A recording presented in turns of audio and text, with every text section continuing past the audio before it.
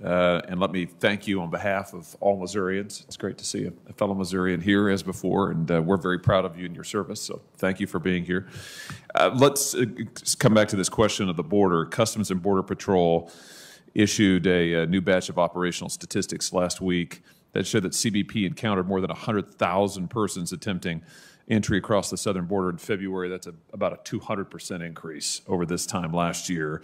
They also show that the number of unaccompanied minors attempting to cross our border, as children, has doubled since January, and the number of family units has more than doubled from January to February. Give us a sense of how the surge of migrants is helping or hindering the cartel's operations along the border.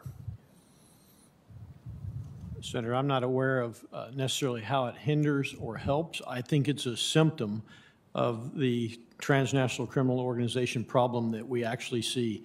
As Admiral Fowler pointed out, hurricanes, transnational criminal organizations, all the murders contribute directly to what we're seeing on the border, which includes the migration that you're alluding to.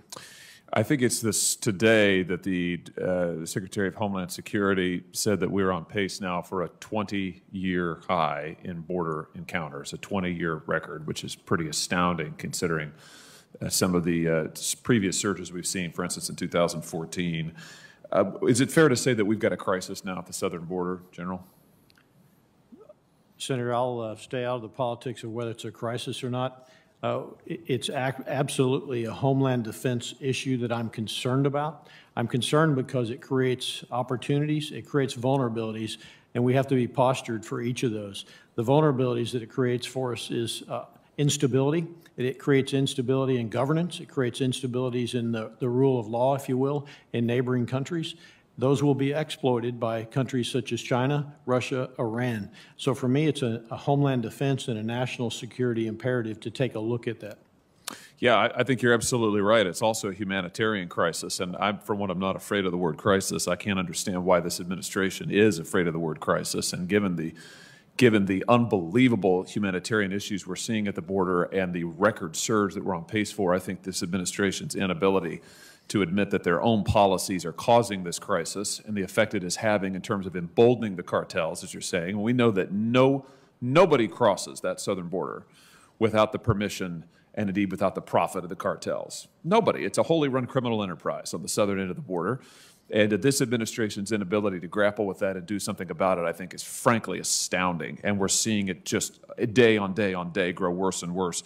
Let me ask you this, General. We've sent billions of dollars in security, in money, security assistance to the Mexican government over the past 14 years.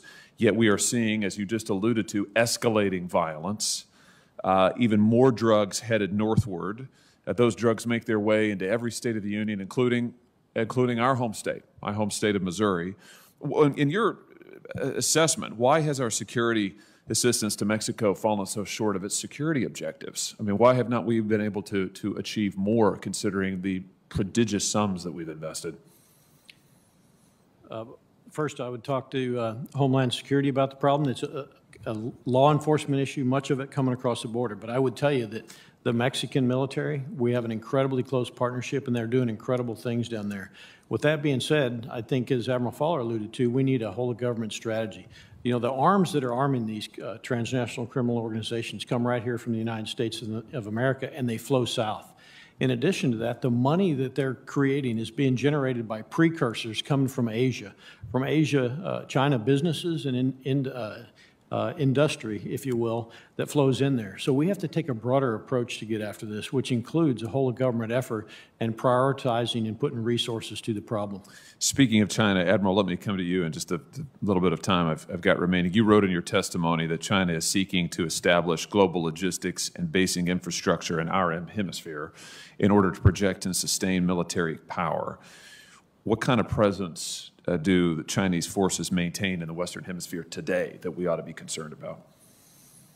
We have to ask ourselves the question, why is China trying to achieve deep water ports in Dominican Republic, Jamaica, El Salvador, Panama Canal's key strategic ground, Argentina?